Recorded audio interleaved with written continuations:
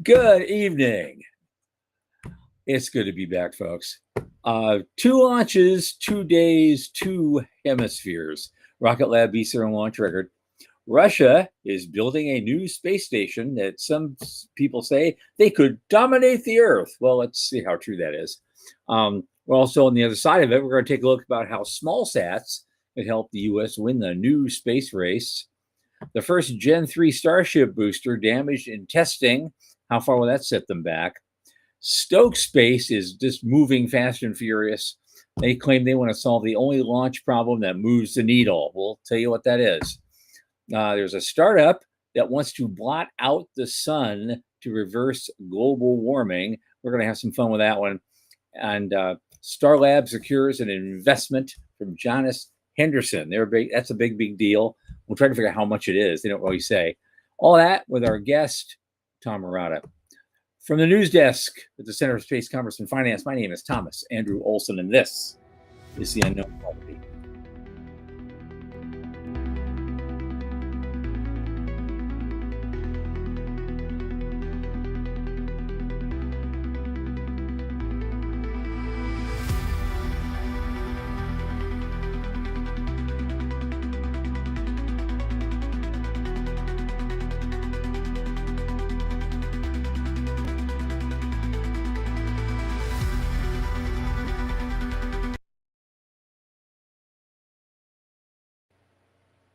As you know, this program is hosted by the Center for Space Commerce and Finance. And what do? We, of course, as we always do, champion and strengthen emerging space startups, space-adjacent enterprises worldwide through advisory, access, and advocacy, most of all. Our pitch events and world-class boot camps fortify startups to be better investor ready.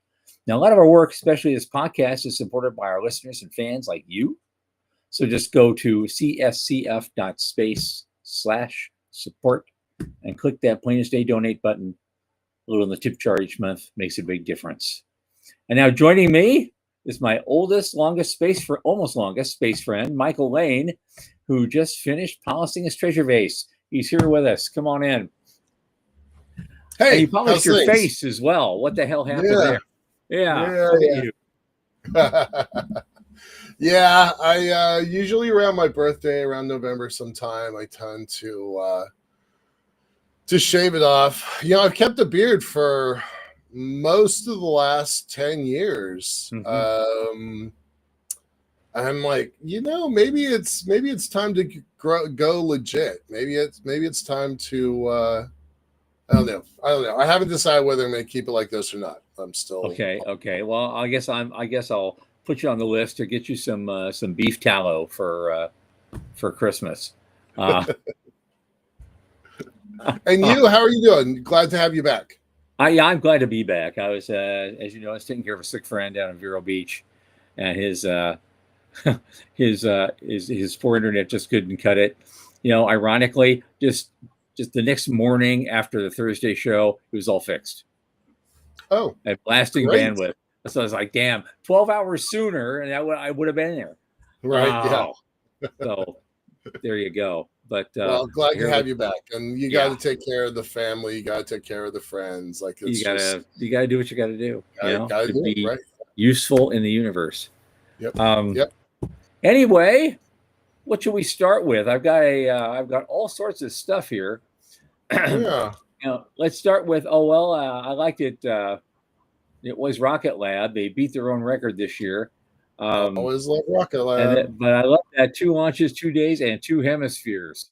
I guess those would be northern and southern, not eastern and western. Right.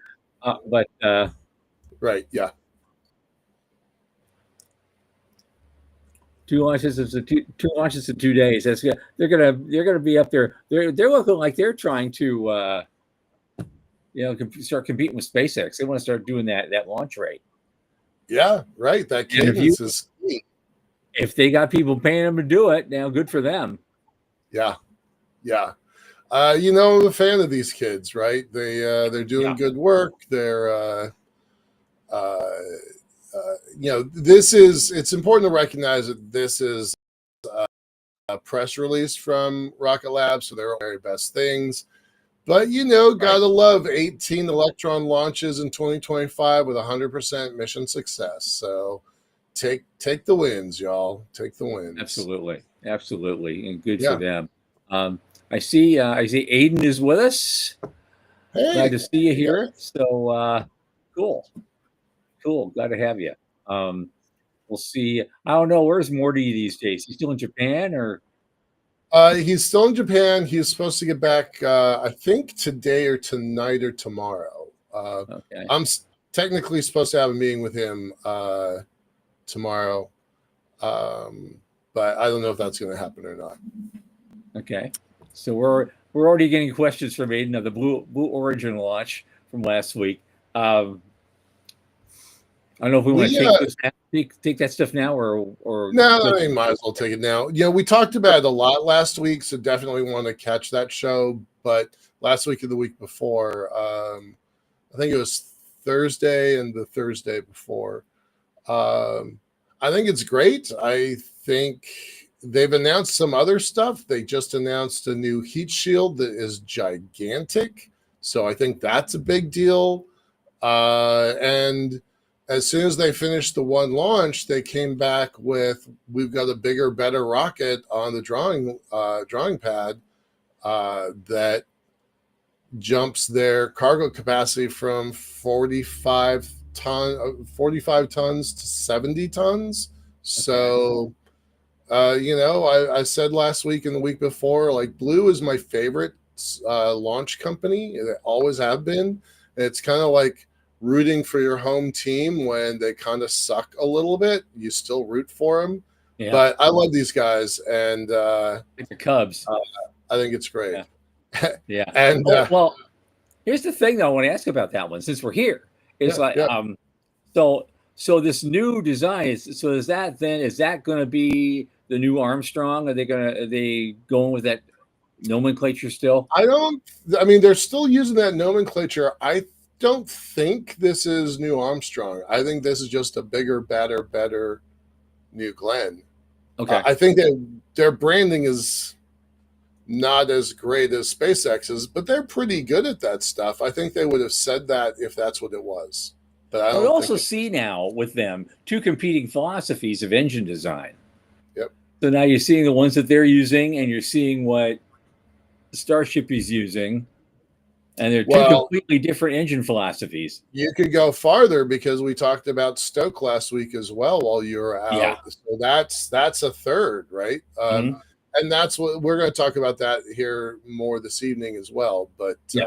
Yep. yeah, that's a third. So yeah, Okay. Next competition's up, good. Russia supposedly announced a new Roscosmos announced a new space station design that the Russians are going to build, and some pundits are saying, "Hey, this could be a game changer. It could dominate the world." Blah blah blah. I think one of the reasons is that thing is expected to have a polar orbit, Right. so it'll be able to see everything, everywhere, every day. I, you know, if it mimics other prior space stations, that's in orbit every 90 minutes. They can see the world every 90 minutes, top and bottom. And then the world spins underneath them, so they'll just get a crisscross of that.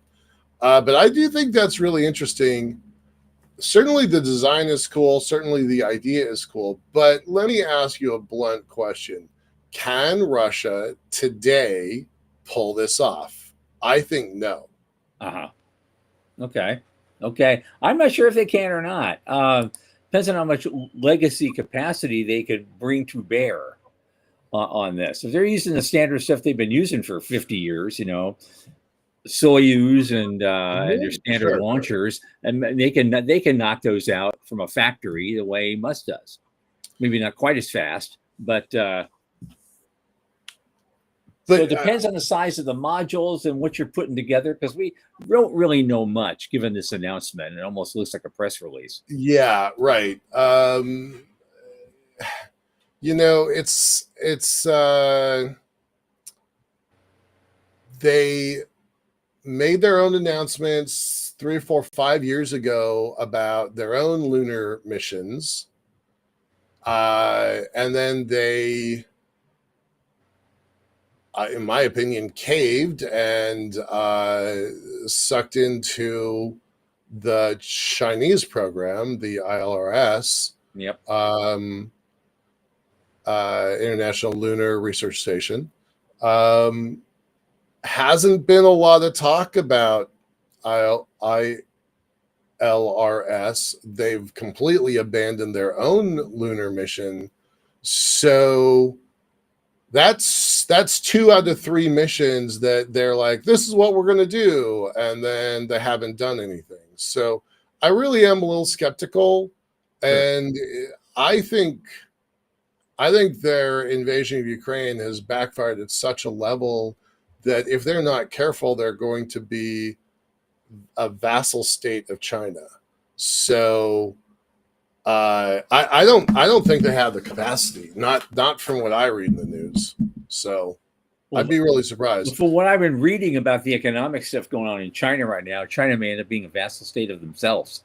Because because a lot of they're putting on new regulatory stuff, and they're making lots of demands off their industry, and trying to maintain that trade balance with us the way they've been doing. We're pushing back on that, and now it turns out a whole bunch of companies that don't want to talk about it are actually moving out of China. They're moving to Vietnam. They're moving to other places, and they're getting around tariff rules. They're getting around all sorts of regulations. Yeah. And there's a lot more probably doing that than are willing to admit. And that's going to create some shakeups on the home front in the mainland that they're not going to talk about with us anytime soon. No. So back to Russia. I don't know that I feel like I would love it. I think the world needs more space stations. I do. I think the world needs more space stations. So I would welcome them back to the kind of the global partnership of space development, but I remain skeptical. Yeah, I do. Well, if they could ever get that war behind them and get that done, I don't know who's going to come up with the solution, but sooner or later a solution must be found. Right. Even if we don't like it, whatever it is, it's got to happen because it's nuts. And I 100% support the Ukrainians on this one. So hopefully they figure that out and drag those punks back. All right. I did not read this article about how small sats can help the U.S. win the space race. Well, there's a big caveat in that article. Okay. I was just looking at it a little bit ago, and it really profiles a private company who's like working with a bunch of satellite companies, and the small sats in many ways do have some advantages over the larger ones, and they're so cheap to launch. The problem is they're so close to the ground, the drag hits them easily, and you lose them a little more quickly than you'd like. They're coming up with a new fuel solution so they can keep themselves boosted out of the atmospheric drag longer. That's really what the article's about. Okay.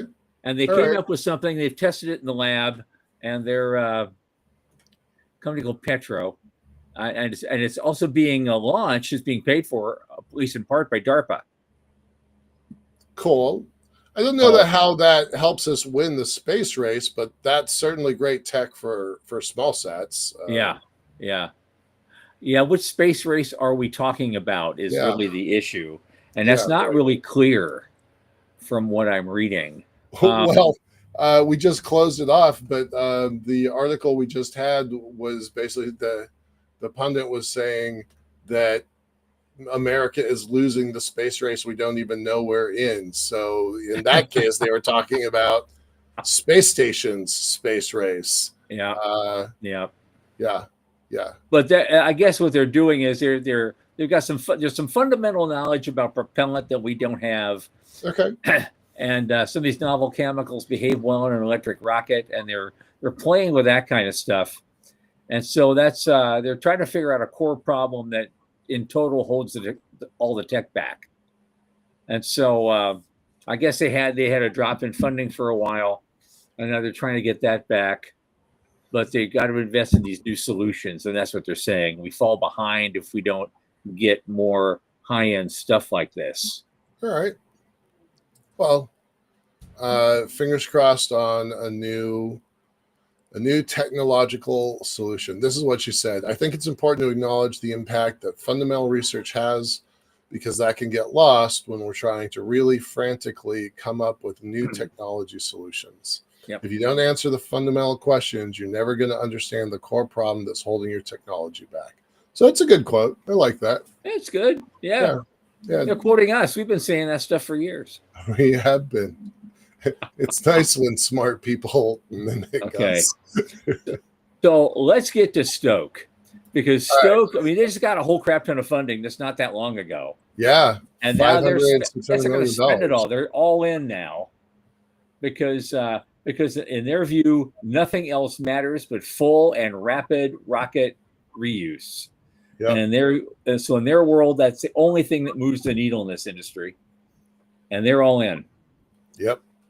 I love these guys. I love them. They're in my backyard. They're good people. They're not orbital yet, right? They've gotten a lot of money and a lot of, let's say, credit from the industry. They're the right team. Mm-hmm. But at what point do they actually go to the sky and more than hop tests? Like, I love hop tests. I'm glad to see it. Glad to see Honda a couple months ago do it. Glad to see these guys do it. But how much until they're flying? Yeah. And how much time do they have? Right. Well, this is what he said. It was he was asked about that. Andy Lapsa and Tom Feldman were, they just founded this company 5 years ago. And he said, that was a huge question in my head. Does the world really need a 151st rocket company? And in order for me to say yes to that question, I had to very systematically go through all the other players, think about the economics of launch, about the business plan, the evolution over time. And so it's very non-intuitive for him to get to start another launch company. And they spent most of a long time, especially in 2020, they worked on a basic design that they now call Nova. They zeroed in on Canaveral, where the majority of launch companies and customers are, as well as the talent to assemble and launch rockets. They learned in 2021 that the Space Force was going to lease an old pad, Complex 14, to a commercial company. And so they were trying to get a hold of that too. And they actually won. The competition opened in 2021, and a year later, they won the lease to launch Space Launch Complex 14. So that's where we're going to be working. It's still a long ways to go. And they talk about the tech of launch too in this thing. So if you skip a little bit, so if the pad is finally coming into shape, hey, how's that rocket doing? Right. Well, they have a test site at Moses Lake in Central Washington, and they shipped a full-scale version of its second stage, and they did qualification testing. And so, which means, putting cryogenic fuels in there multiple times, pressurized, put through their paces, and that went well. And they said they'd built a stubby version of its first stage. I haven't heard about anything about launch dates or when they're going to ship these test stages actually to the Cape. So, right. But they say they're not shooting for the moon. They're shooting for something a million times farther. I like that idea. Yeah. It's an interesting company. This is the only space company that I know that has 500 million in the checking account that has not gone to space. Right. So there's a lot of people believing heavy into this thing. The pressure's on now, right? Yeah, right. I mean, credit where it's due when they have a launch pad, great. But, that feels like a strange priority, a shift of priorities. But they're smart guys, so I just assume it's gonna work for a while. Yeah. Oh, the other thing I have is go ahead. No, go ahead. Oh, well, no, I was going to say the next thing up is the first next generation Starship booster was actually damaged in testing. And Jeff Faust wrote this, and now I can't find the thing. I don't know if you can get to that article because they're not letting me get onto Space News without, putting something in the kitty. I hit the paywall also. I don't know that there's anything more to say about this other than it happened. It's going to play. We don't really know something what's ripped going open. on. I understand. Yeah. A crack ripped open in it or something. And stuff went leaking out. So. Yep. So I don't know. I mean, that was going to be their next launch, so I don't know how far back that puts it. Yeah. Nope. I don't think anybody does right now. All right, let's move on to the next one because that one's going to be interesting. The geoengineering? Yeah. Okay. Yeah. So yeah.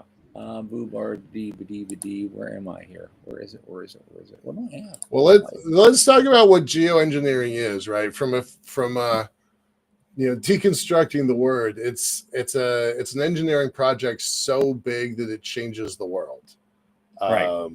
And that is the point of it, right? And there are not very many of those. You could argue that the Suez Canal did that, the Panama Canal did that, but those are like localized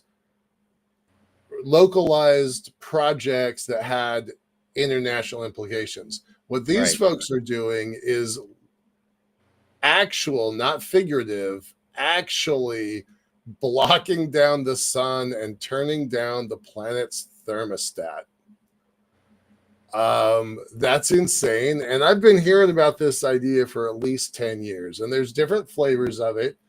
There's two that are in space.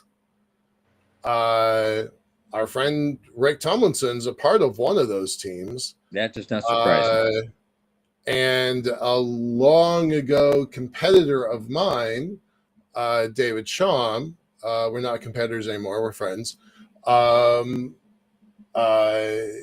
has got a startup team that is trying to do the same thing. They have different space-based plans, but then these guys, and there's a couple others. There's some folks that tried this down in Mexico, either the beginning of this year or the end of last year. But this is a really long article about a new entrant that I had not heard of called Stardust. Mm-hmm. Stardust has $75 million in funding. They're not doing a space project. They're going to the stratosphere, and they're going to inject aerosols into the atmosphere to cool down the sun as it hits the earth. All right, so that's the background. What do you have to say about it? Oh, me? Oh my God! I just think there's nothing on that scale that that sitting and waiting just to see what's going on a little bit, maybe almost forever, might be okay. I'm sorry. It's just like, okay, first you have to think that, yes, our Earth is in complete danger of burning into a cinder and falling into the sun, 5 years from now if we don't do this. And nothing I read, nothing I see, I have a science and engineering background. I read this stuff all the time on every side of it. And it's just like, I am not convinced. Even Bill Gates isn't convinced anymore. That whatever warming we're suffering from is civilization ending. Especially when I read this week that certain currents near Antarctica are starting to shift around and not be what they used to be, which means that the Earth could, as a result of that, the Earth could actually get a little cooler. Because the last 6 million years, our default condition has been ice age. Right. I don't want to debate climate change on this Yeah, show, right? We're supposed to be talking about the money in space, but yeah. this Of one, this course one not. is kind of money in space adjacent. My only point from that was that Yeah, there's so much debate going on right. that a project of this kind doesn't make economic sense right now. And they're I attracting money. And so that's the raising question. Who are they getting their money from? What's their 70 agenda? million, 75 That's a million lot dollars. for a All right, startup. here. I'm just gonna go ahead and read this. Sure. Stardust, the company, Stardust has been moving full speed ahead. In October, the company announced a fundraising milestone. It had secured 60 million from funds linked to, among others, Silicon Valley luminaries and an Italian industrial dynasty, bringing the amount raised, bringing the total amount raised by the 2-year-old startup to $75 million. Uh, that is astounding. Um, uh, I can't imagine what the pitch deck of this looks like. How do they make money? It's like extort the world for revenue.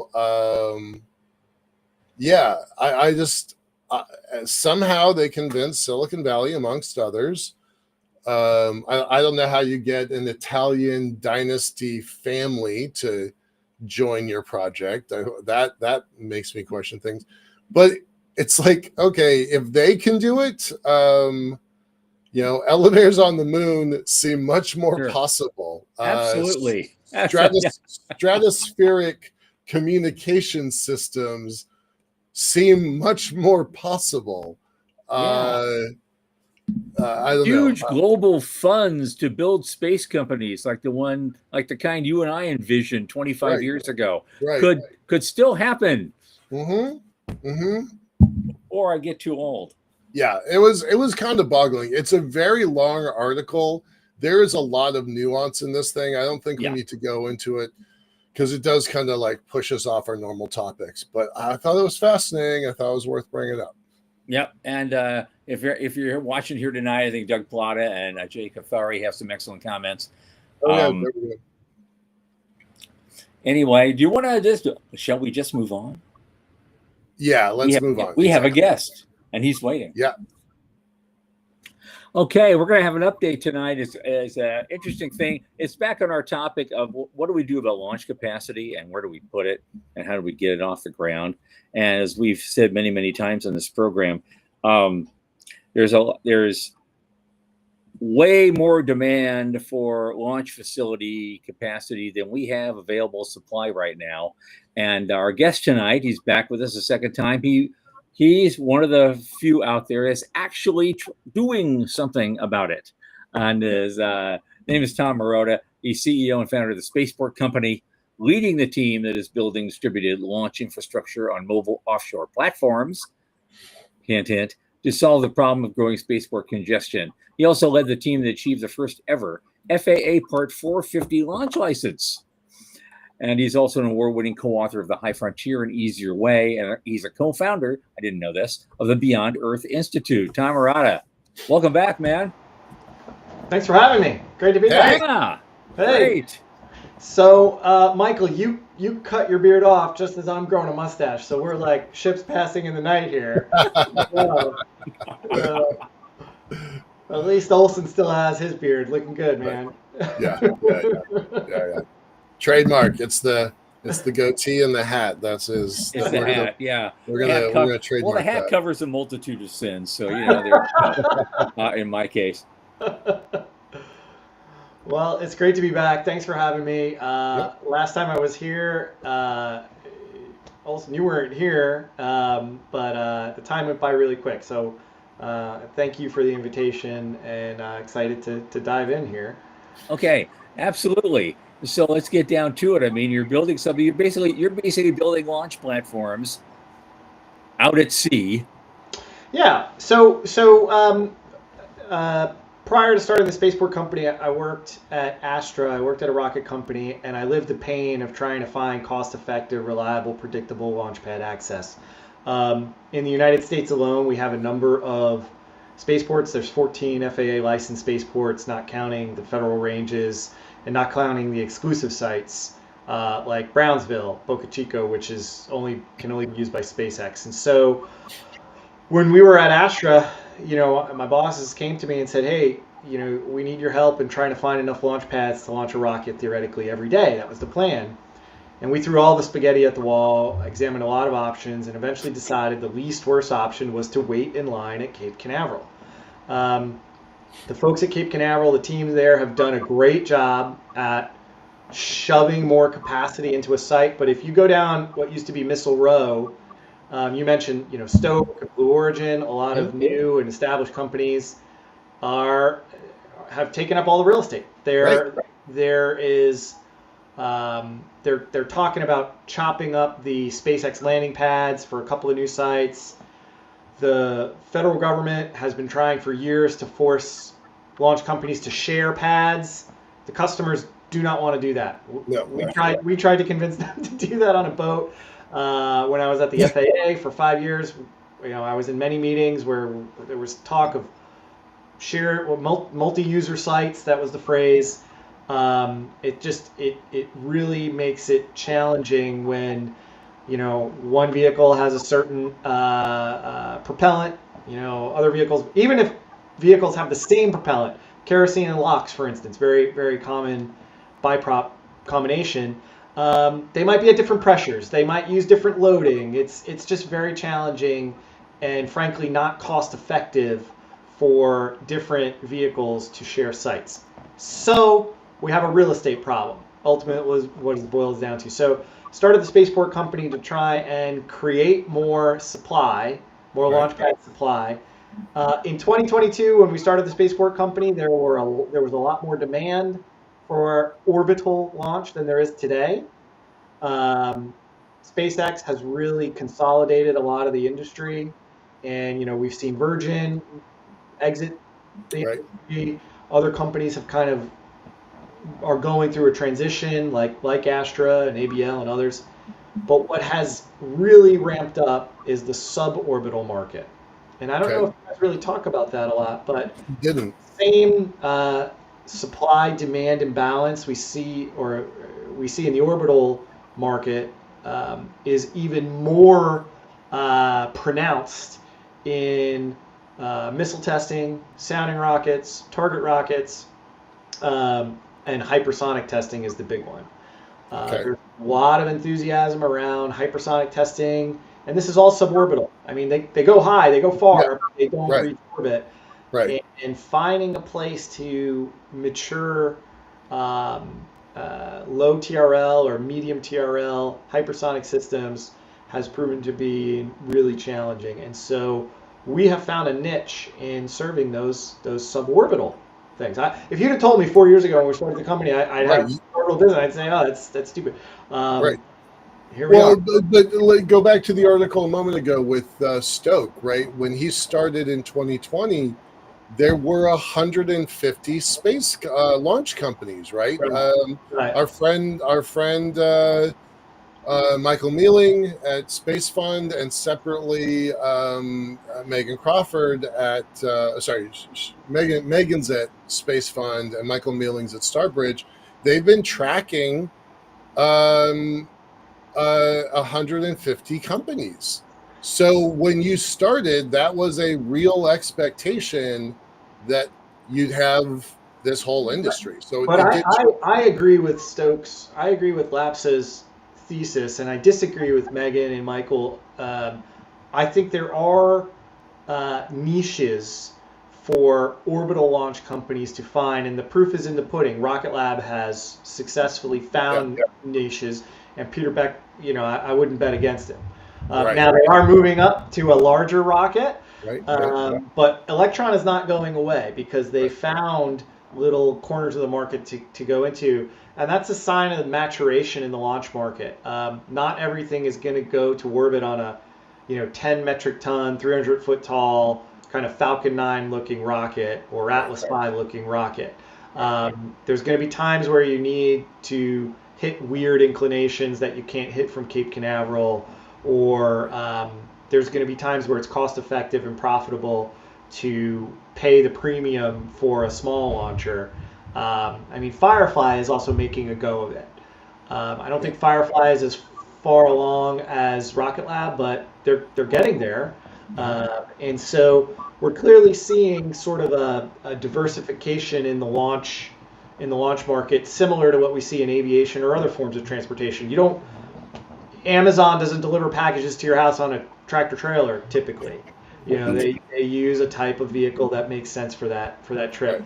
Not quite to that level of diversification in the launch industry, but we're starting to see it, and Rocket Lab is the proof of that. You think it's going to be small launches, suborbital? Have you started to see any of the Golden Dome money flowing your direction? It hasn't started flowing yet, right? It hasn't started flowing, but the Missile Defense Agency has started awarding small Golden Dome related contracts. There's a contractual vehicle. The acronym is SHIELD. I forget what it is, and it's an indefinite quantity, indefinite amount sort of contract. So very small amounts of money. I think they're starting to lay the contractual groundwork for Golden Dome. But the big dollars have not yet started to be spent. We don't even know the plan yet, right? The president told the Golden Dome czar, I think it's General Gutlein, you have to correct me on that, but some Air Force general, Space Force general, they said, all right, you have 120 days to put a plan together. And I think the Senate, Congress received that plan. It was a confidential briefing. And so, industry expects to hear something here shortly. But nevertheless, they are laying the contractual groundwork. So once requirements are released, industry can start, chopping away at that. And Spaceport Company did receive one of those initial small contract awards. Okay. So, who did? The Spaceport Company. You guys got one of the small contracts. Okay. That's right. That's right. Along with probably hundreds of other companies, so I don't want to blow it out of proportion. And I think it's like a $500 contract. It's a small contract, but it's the way the contracting works is you just need the contracting vehicle, and then they can add more money to it once they know, what the plan is. They'll issue task orders, and you can respond to the task orders. Okay. So it's sort of like preloading the contractual stuff as they get the plan ready. 99% of the time, we found that working with the Department of Defense, it's the paperwork that actually slows things down. I mean, the technology is hard. I don't want to, take anything away from the technologists. The technology is really hard, but the paperwork often takes just as much time, and so the government has learned their lesson, and they're trying to front load the paperwork to then give people to focus on the technology when the time's right. Yeah, which is smart. Yeah. It's good. Okay, I just have something I want to know. Sure. It's not clear from what other stuff I've been reading. So, to get where you are now, to do the things you can do right now, with suborbital stuff, are you building a barge or an offshore platform? We own a ship. We bought a ship from the Navy. Okay. It's a large boat, small ship. It's 180 foot long by 40 foot wide, former torpedo recovery vessel that we have modified to become a mobile missile launch pad. It's based down in Mississippi. We've done 5 launches to date. We have 3 more now on the books as of last week. We can launch up to a Standard Missile 3, so a 3,000 pound solid off the back. Typically what we do is a lot smaller than that. In the past, we have leased vessels that are lift boats, and then we have designs that the Defense Department has awarded us contracts, and we've completed designs to do orbital class boosters off of barges. Okay. So the answer is yes. Yes. Excellent. Barge. Okay. Excellent. Because I know we've got a lot of experience now landing on barges. I just don't know if anybody's been taking off from a barge yet. So the Chinese have been doing it for in the past 5 years. I've counted at least 19 orbital launches from barges in the ocean. So we're probably about 5 years behind the Chinese at this point. I didn't know any of that. Demonstrated at least 4 ships capable of doing very large boosters to orbit from the water, and they're about to complete a ship, a custom-made ship that has a 10,000-mile range. They'll be able to go anywhere on the high seas and do unmanned satellite launches from anywhere. Okay. So yeah, we're way behind the Chinese in this regard. Okay. Wow. Now, as far as your own plans go down the road, when you expect to develop, an orbital capacity, are you gonna stick with that model, or are you actually going to build a big platform offshore? We're going to Like, do what the customer wants us to do. The only reason we haven't built an orbital launch capability right now is because nobody has bought it from us yet. We spent the first 2 years of the company pitching it, going around, talking to it. Every single orbital launch provider out there has either said publicly, yes, we want to launch rockets at sea, like in the case of SpaceX, or they have privately told us, yes, we want to launch rockets at sea because we know we can't scale our operations with the current launch pads, including AJ Wallops. He had a question in the chat, why not use Wallops? We can get to that in a second. The short answer is Wallops is full. Wallops is a very tight that was spot. It's on a barrier island, and Yep. between Neutron, Electron, and MLV, which is the Firefly rocket, I think they call it Eclipse, and a bunch of sounding rocket pads, and eventually Neutron's landing pad.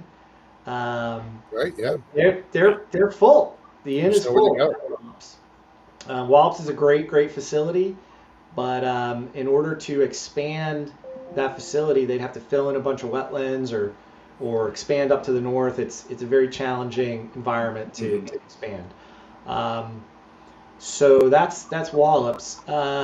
Yeah, in terms of what architecture we would use to go orbital, we were asked by the Department of Defense asked us the same question, and we proposed an architecture based around initially barges. We love fixed leg platforms and mobile, jack up platforms like boats with big legs that extend down to the seabed and raise the whole thing out. We've launched from those before. They have pros and cons. We frankly like the Chinese model. We verified it ourselves. We did the designs. We did all the analyses. It's very cheap. Barges are ubiquitous. They're proven. They're stable. They're easy to fix. Right? They're an architecture. There are others proposing other more unproven, kind of elaborate, and architectures that frankly look cool on PowerPoint.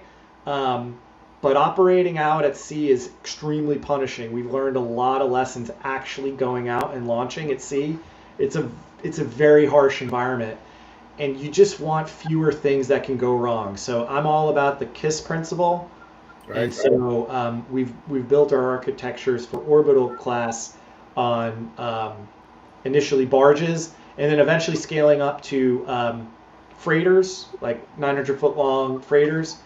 And then for really big stuff, you'd have customized fixed platforms. So like Starship, you'd have to have a fixed platform out at sea for something like that. It's just too big.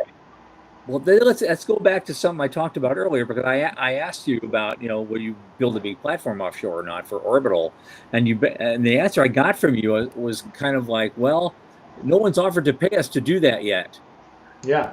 Okay, so given that the whole reason you're in business is to provide additional launch capacity that can't be had by anyone else, that's right. I would be amazed that the world isn't beating a path to your door right now.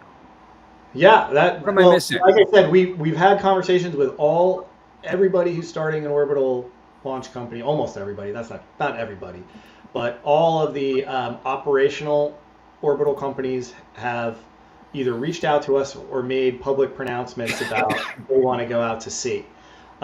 When we tell them how much it will actually cost, they're like, maybe we won't scale. And it's a real problem. It's a real problem. They're wasting time and wasting money looking to go overseas or looking to, and so especially in the case of American companies, they'll spend a lot of time looking to go to places like, there are other launch pads around the world, this was part of my job at Astra, I can tell you the cheapest, easiest way is to put it on a barge and go out to sea, even though it's very expensive, right?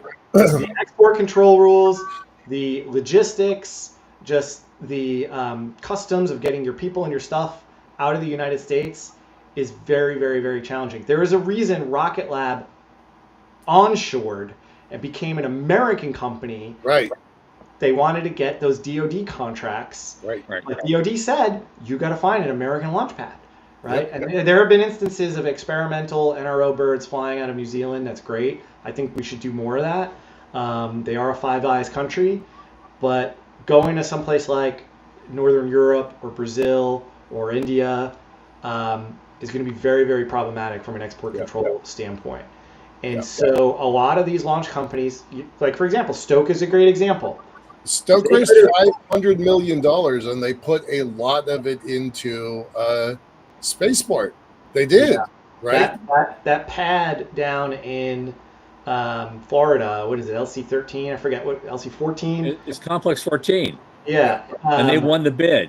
Yeah. I don't know how much they spent, but it's really good that they decided to spend that money in the United States and not sink it into an unproven launch site. Right. I mean, and that's what it boils down to, Tom. At the end of the day, especially a new launch company that hasn't launched a rocket yet, it's very hard for them to justify to their investors taking a risk on a site that's not Vandenberg or Cape Canaveral. And in fact, we tell our customers, go launch it on land first before you go out to sea. It's a very, very tough environment to operate. We the only time we've done unproven launch vehicles is when they're basically amateur rockets, like tiny one-stage solids, where it's kind of screwed up. Since the nature of the problem you're trying to solve is we don't have enough capacity for all the demand, what is the demand right now that you've seen? What's the average wait time? What's the backlog? How long do you have to wait to get a pad in this country right now? Okay, so to build a pad at Cape Canaveral, you know, the wait is theoretically infinite. Okay, that's a punt of a question. There are no pads available to develop that are new, right? There you see this in. And that was my question. How long? Yeah. We have pads. But we have vertical pads. It's not really. I mean, you need the real estate, and so the way Florida and Cape Canaveral Spaceport Station is solving this problem is they are reinterpreting their risk rules. All right. The reason that the pads are spaced out as far as they are is there's a lot of analysis around blast effects in the case of a mishap, and they're saying, okay, as the rockets become more reliable, or if you operate under these constraints, they're kind of finding ways to accept more risk, quite frankly, in order to shove more capacity into that site. But the rockets are getting bigger, and they're changing propellants. They're going, methane is a much less well-known propellant than kerosene LOX. Methane LOX has not been used as often as kerosene LOX, or even hydrogen LOX.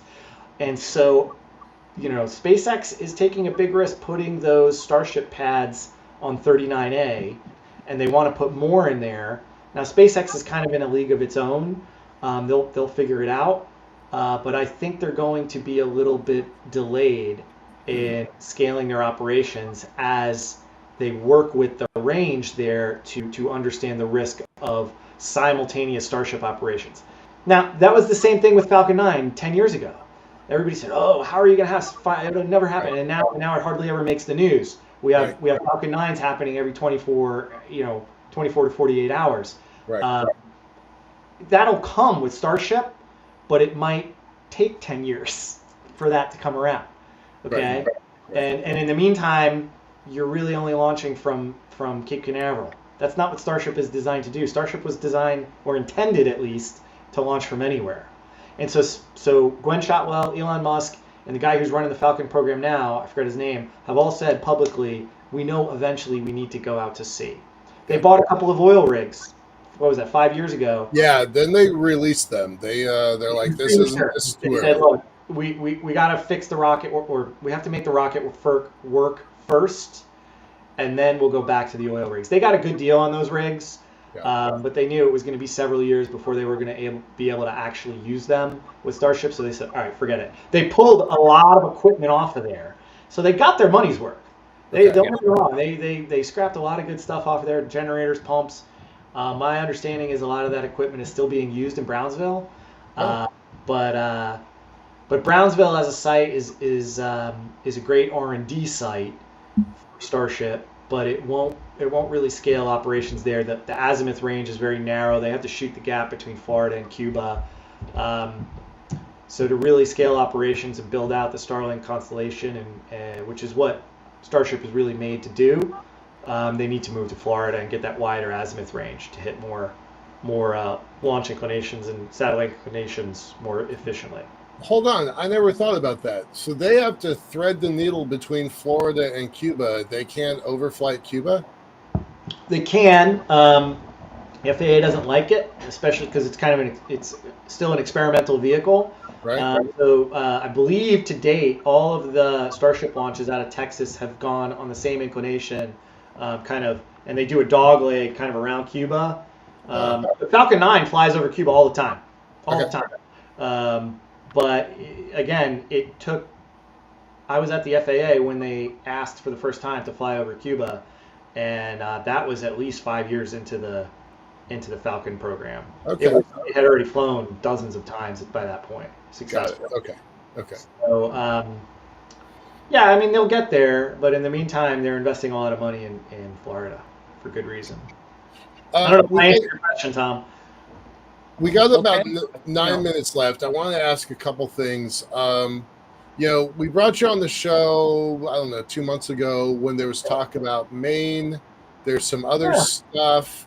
What are you able to talk about? Any progress? Any new things you want to update us on? Other things? Sure. It's a leading question that I don't want to if you're not ready to out anything, then don't. But I'm hoping you'll share some news. So you have to ask Maine about Maine. I don't have anything to share with them. We're excited to help them scale their operations there. I know they're looking at horizontal, vertical, and offshore, so they're looking at the full gamut. Washington State, there's an industry group, an association that's talking about building a launch site or a spaceport. They have not yet made a siting decision. I don't know where it's going to go in Washington State. We have been in conversations with them. We fully support them. We're excited. Utah, I know, is looking at some sort of space launch capability. Stay tuned for that. They have not made any decisions there, but I mean, would you use the Great Lake as a launch site? There used to be a no, I don't think so. We would not put a boat out in Utah. I mean, legit. It's a legit question. Would you put a boat out at the Great Salt Lake? You'd have to ask them. I think that there used to be a military missile range. I think it was called Green River or something like that, Green Mountain. It was closed in the 80s. I think maybe it was bracked in the early 90s, something like that. Anyway, it's been closed for a long time. You'd have to ask Utah, but they've launched from Utah before. They've done some pretty heavy-duty missile tests in the past there. Maybe what's old is new again. So there's still a lot of enthusiasm around spaceports. A lot of people don't understand what it takes to actually operationalize a spaceport. It's relatively easy to go get a spaceport license, but then to get the launch vehicle license to actually launch from your spaceport is a next step that's pretty tricky. That said, there are several spaceports in the U.S. that have never had a launch, will never had a launch, but they're great economic development drivers. City of Houston Spaceport, Ellington Field, they'll never have a launch there. They employ thousands of people. Intuitive Machines is there. Axiom Space is there. A couple of other big companies are there. Makes a ton of money for the city. Very successful. Spaceport. Actually, I don't even have to use air quotes. It is an FAA spaceport. Launch. So there's other ways to make money in space, in the spaceport industry, beyond launch. So I know you've said to me and publicly several times, you're not the ocean spaceport business. You are the spaceport company. So Right. Would you build a on the ground spaceport We would in love to. Utah, Absolutely. Maine, or Yeah. Washington? Yeah. But I'm in the business of actually launching rockets, right? Like, Right. so if somebody came to me and said, hey, I want to do essentially a spaceport that's just a business park, kind of like Houston, I'd say, cheer you on, love it, all about making money, but that's not really what I'm interested in. I want to Right. actually launch rockets. Right. Okay. And the problem with building more operational orbital spaceports on land is essentially there's a lot of risk aversion. I mean, the rockets are bombs that we light on fire and shoot through the air. They still blow up a lot, even though the reliability has increased. And they're really loud. Rockets are really, really, really loud. They're never not going to be loud. Right. Like Starship is a very, very loud vehicle. It's going to be tough to launch that thing on a cloudy day with blast And- overpressure. Yeah, and you don't want that thing too close to I-80. Going through there to Yeah, scare the hell out of all the You don't want it too touristas close to back over anything. Nevada. You don't want it close to anything. And Yeah. so until people are willing to adopt more risk and tolerate like super loud things, maybe breaking their windows on a regular basis, it's going to be hard to scale up rocket activity. That's why it's likely to move, offshore. It doesn't have to be 1,000 miles offshore, 30, 40 miles offshore. That's plenty. So. Yeah. I will share some news that we haven't shared anywhere else. This is breaking news, so this is exclusive to this podcast. You heard it here first, folks. You heard it here first. Spaceport Company has been awarded a contract last week with a major defense prime. I can't tell you who yet, but you've all heard of the company. It is an enormous company to conduct operations offshore, testing operations. So we're really excited about this. Yeah, it's a big opportunity for us. So stay tuned. We'll come back in a couple months after the operation has been complete. It will happen very, very soon in the very near future. And so hopefully we'll be able to share some pictures and video and tell you the name of it. Wow. So, Congrats. That's exciting. Great. It's a big deal, and it's not huge dollars, but it's a major vote of confidence, right? Yeah. The Spaceport Company was the only organization that had the physical assets, the ship, the regulatory fluency, the ability to go get the approvals they needed to go do things, and the operational flexibility, the ability to, I was called on Tuesday, we signed a contract by Friday. Wow. Oh my It God. was super That's fast. amazing. And Wow. nobody else could do that. So we offer a capability that's in a weird little niche, but it's clearly something that's needed. And so we're really, really excited. And like I said, I'll come back in a couple months to be able to tell you some more. Okay. Terrific. Congratulations to you and your team. Thanks. Well, Yeah. of course, it went so fast because this is two private sector companies trying to do a deal. Right. This That's is right. a Space Act agreement, That's right. So yeah. Right. That's right. Yeah, and I mean, Perfect. the Defense Department or Department of War, like they're trying to get better. They are getting better. I have seen them get better in the past almost 4 years of doing this, but it's still it's still not nearly as fast as two private sector organizations saying, "All right, we're good, boom, the contract over, let's go." Let's do it. Yeah. Good. So. All right. Well, definitely tell us more.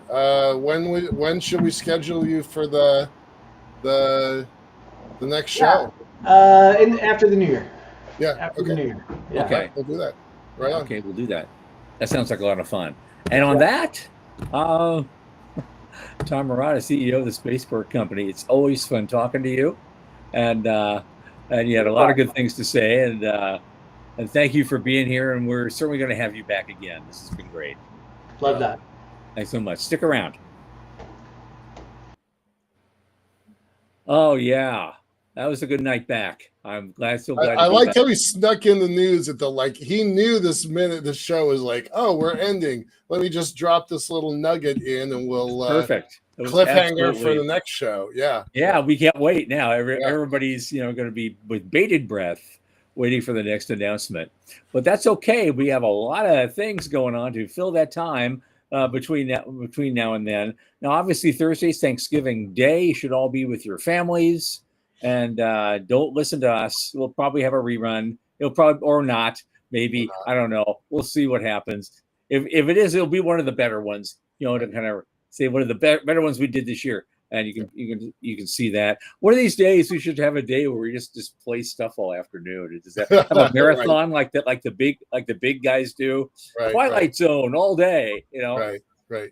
But anyway, a week from today, Monday, December 1st, same bat time, same bat channel, 8 p.m. Eastern. Our guest will be none other than the NASA and COTS legend, Dennis Stone.